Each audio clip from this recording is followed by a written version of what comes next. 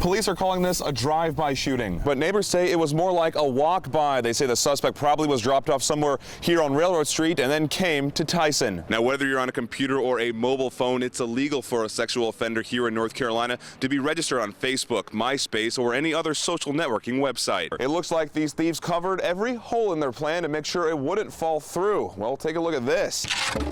Yep, they even stole the manhole covers, then covered them back up so they wouldn't fall through. People we've spoken to say they want to see the police chief physically out in the community, even if that means going around and knocking on some doors. Now, it's not quite Grand Theft Auto Greenville, but police say carjacking is a type of crime that's hard to predict. And Cox says it's the driver's license that's important for tracking down a car thief. After all, it has their address. If you weren't in the stands, you probably still saw that streaker through pictures, but of course, they were censored. Now, there was a military tribute on the field at the time, and because of that, people say the streaker should have censored himself. The quick stop is right by the exit for the highway. Makes for a perfect getaway, right? Well, the employee says the robber went that way. Deputies say the driver was speeding when he came around this curve down the street from the church, but the car couldn't handle the curve and sent it barreling several feet into the church's sanctuary. Highway Patrol says the dump truck was traveling south down this road on Highway 258, and the black car was traveling north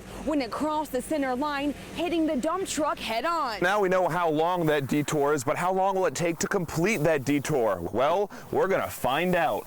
We follow the highlighted detour route from Sydney Road and then onto Yatesville Road, a quick right on 264, and then finally to Pungo Creek Road. Well, we got to the end of the bridge 13 minutes later. Not only have these been reported all over the country, it seems that they've been reported back through time. In this paper from the New York Times from 1944, there's a report of a floating mystery ball thought to be a Nazi air weapon.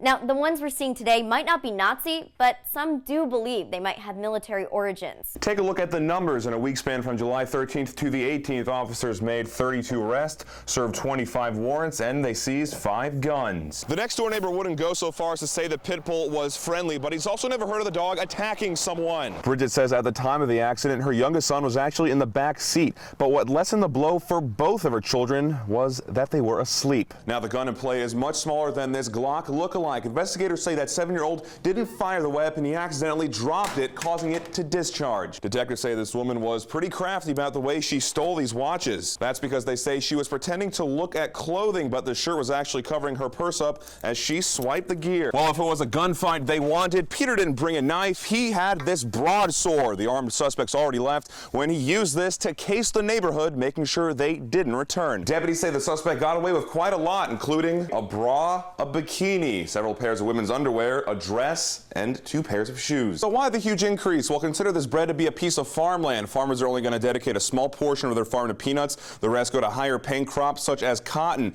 Couple that with a drought down south, you have a full supply. Because the hiring process is a domino effect. City council hires the city manager, who then goes on to select Greenville's next police chief. He says one of the thieves even knew he was on camera because he saw him try to move it with the end of a fishing pole. Now, while investigators don't know exactly how many dumpsters Joyner stole, they did say he scrapped and sold more than 400,000 pounds of this metal. Well, this thief or thieves, they're probably on Santa's naughty list. Not only did they steal Christmas trees, they stole them from charity. Now, even though a lot of students found the picture to be funny, they wanted to know why the newspaper decided to expose the streaker here, but censor him here. People tell me half the problem with downtown is what happens inside these bars and clubs. They say these places are passing the buck in a way. As long as they can get everyone out after 2 o'clock in the morning into the streets, it's not their problem. Some stores say a simple solution would be to just lock the doors after dark, but then again, that would keep out the customers. And then there are other stores in the area who say that's just not an option. Detectives say that 21-year-old girl was jogging here on the greenway behind Walcoats when a man jumped out in front of her. Detectives say that man started to touch himself inappropriately. Strickland is left without a roof over her head at her old home, but she has family nearby that she's able to stay with while she figures out what's next. Instead of going to school in a collared shirt and khakis like these students normally do, some students went to school that day wearing blue jeans to protest the county-wide dress code. So that would put me, Joe Voter, at the whim of anyone who got curious about my ballot. Where's that ID? I see that ID. Your ID, where is it? Now, we're not talking about a few stolen feet of railroad. We're talking about 42 feet. It's the distance between me and me. Leroy's friends say what happened on that parking lot Thursday night was anything but child's play. In fact, they say Leroy had a child, making him a dad. While the theater works on repairs, if Havelock residents want to see a movie, they'll have to hit the highway. The closest theater is in Atlantic Beach or New Bern. They see you.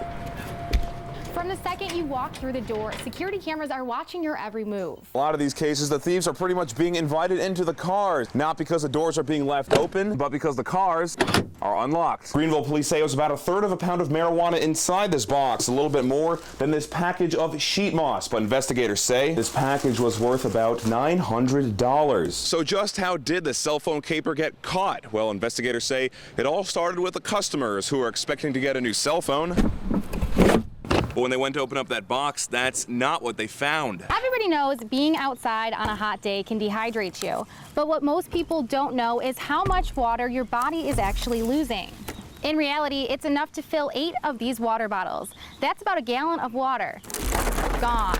Once you've checked to make sure your fire extinguisher is working, you want to slowly approach the fire, aim at the base, and in a sweeping motion, squeeze the fire extinguisher.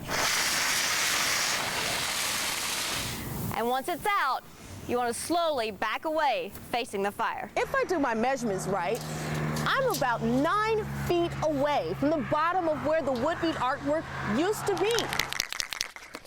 If you ask me, seems like a lot of hard work just to leave a mark. The debt ceiling can be explained through the popular game of Monopoly. When you run out of money, you can mortgage your properties and keep playing. However, Congress isn't allowing the U.S. to take out any more mortgages. They say $17 trillion in debt is enough. Hurricane Irene battered the coast so bad here that it washed a lot of sand away from the beach, more sand than what Ophelia did several years ago.